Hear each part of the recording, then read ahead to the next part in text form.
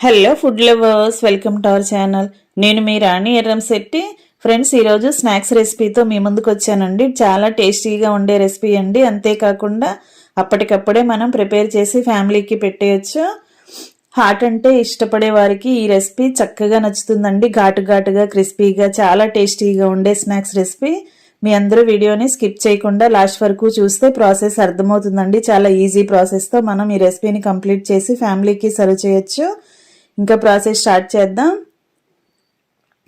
ఒక గిన్నెని తీసుకోండి. దానిలోకి ఒక కప్పు పెసరపప్పు వేసుకోండి. ఒక బౌల్లో పెసరపప్పు చూపిస్తున్నాను కదా, క్వాంటిటీ అనేది ఎక్కువగా అక్కర్లేదండి. ఒక అరకప్పు అయినా సరిపోతుంది. దానిని గిన్నెలో వేసుకుని దాని నిండా వాటర్ పోసుకుని మూత పెట్టుకుని గిన్నె మీద మూత పెట్టుకోండి. ఒక అరగంట పాటు నానబెట్టుకోండి. ఈ గిన్నెను పక్కన పెట్టుకుని నానబెట్టుకోండి. ఇప్పుడు మిక్సింగ్ బౌల్ తీసుకోండి.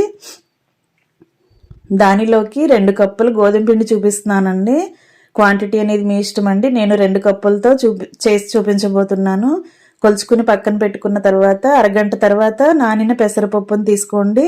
2-3 సార్లు బాగా వాటర్తో వాష్ చేసుకున్న తర్వాత మిక్సీ జార్ తీసుకుని నీళ్ళన్నీ వంపేసుకుని మొత్తం కూడా పెసరపప్పు అంతా కూడా అలా మిక్సీ జార్లో వేసుకోండి. వాటర్ అనేవి ఏమీ రాకుండా జార్లో పప్పు వేసుకుని నేను చూపించే విధంగా ఒక 2-3 టేబుల్ స్పూన్లు మాత్రమే వాటర్ పోసుకుని మెత్తని పేస్ట్లా గ్రైండ్ చేసుకోండి.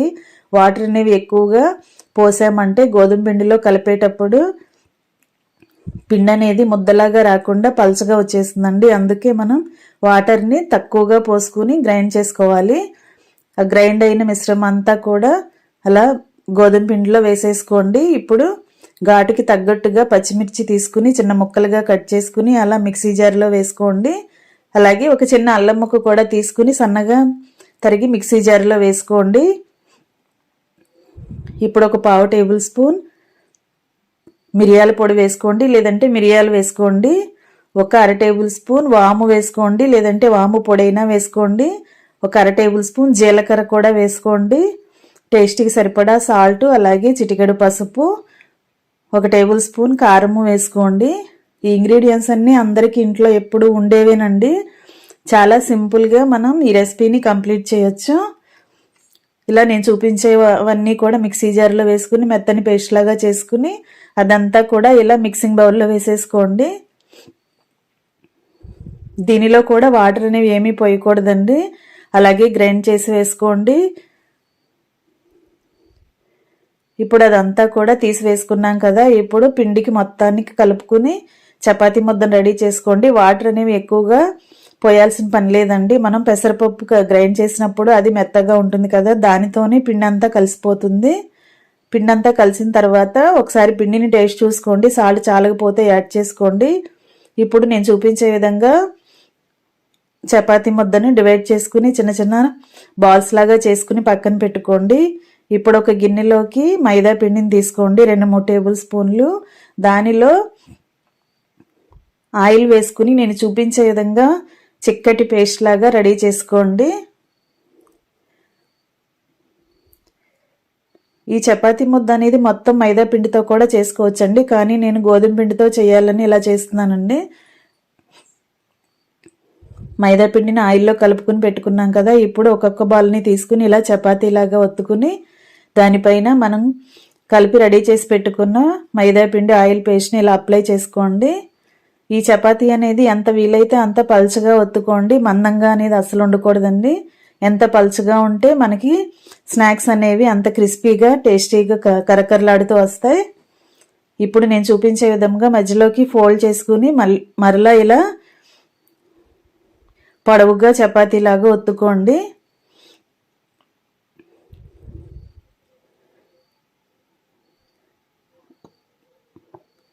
ఇలా చేసుకున్న తర్వాత మరలా మధ్యలోకి ఫోల్డ్ చేసుకుని ఇలా సన్నగా పొడవుగా వీలైనంత పలుచగా ఒత్తుకోండి. ఇలా మడతలు పెట్టిన తర్వాత మరీ ఎక్కువగా ఒత్తామంటే చపాతీ అనేది ఆయిల్ అప్లై చేసాం కదా, అదంతా కూడా పీటకు అంటుకుపోతుందండి. చాలా జాగ్రత్తగా ఒత్తుకోండి. ఇప్పుడు మనకి కావలసిన సైజులో ఇలా పీసెస్గా కట్ చేసుకోండి. నేను ఈ షేప్లో చేస్తున్నాను కదా, మీకు మీరు మీకు నచ్చిన షేప్లో కట్ చేసుకుని అవన్నీ కూడా ప్లేట్లోకి సర్ది పెట్టుకోండి.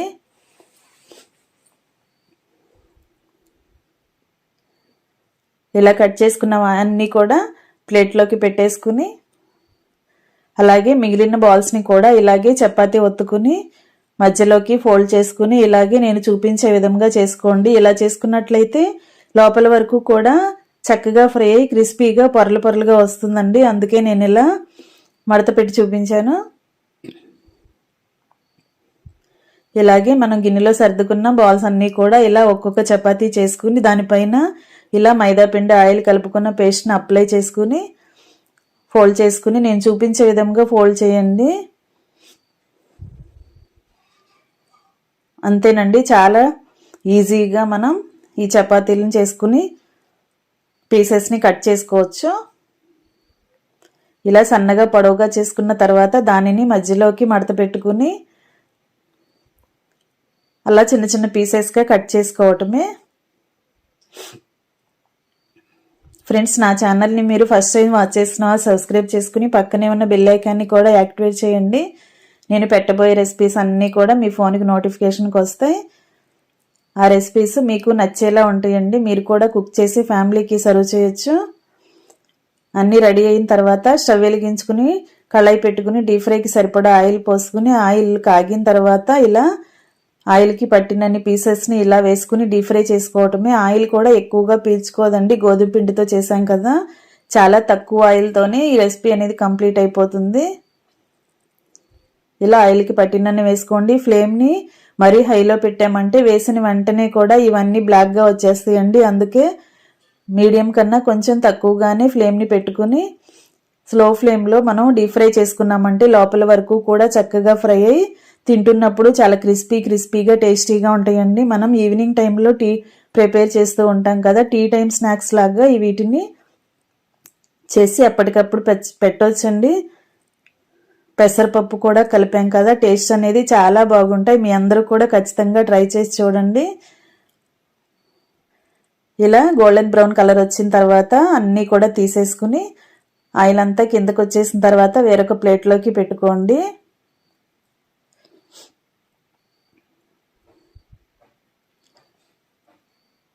మనం స్లో ఫ్లేమ్లో ఫ్రై చేసుకున్నట్లయితేనే లోపల వరకు క్రిస్పీగా వస్తాయండి. అంతేకాకుండా చపాతీని వీలైనంత మెత్తగా ఒత్తుకుంటేనే లోపల మందంగా లేకుండా మెత్తగా లేకుండా చక్కగా ఈజీగా ఫ్రై అయిపోయి మనం తింటున్నప్పుడు చాలా టేస్టీగా ఉంటాయి. పిల్లలే కదండి, పెద్దవారు కూడా చక్కగా ఇష్టపడి తింటారండి. మీ అందరూ కూడా ఖచ్చితంగా ట్రై చేసి చూడండి. ఇంకా రెడీ అయిపోయాయి ఎంతో టేస్టీగా ఉండే గోధుమ పిండి పెసరపప్పు స్నాక్స్ అండి. మీ అందరూ కూడా ఖచ్చితంగా ట్రై చేసి చూడండి. అలాగే నా ఛానల్ని ఫస్ట్ టైం వాచ్ చేసిన వారు సబ్స్క్రైబ్ చేసుకోండి.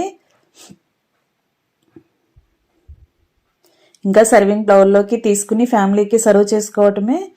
ఫ్రెండ్స్, వీడియో నచ్చినట్లయితే లైక్ చేయండి.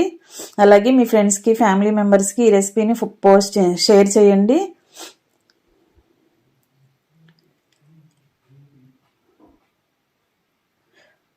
ఇలా చాలా క్రిస్పీగా టేస్టీగా కమ్మగా ఉండే స్నాక్స్ రెసిపీ రెడీ అయిపోయింది. మీ అందరూ కూడా ట్రై చేసి చూడండి. Thanks for watching. నేను మీ రాణి ఎర్రన్శెట్టి.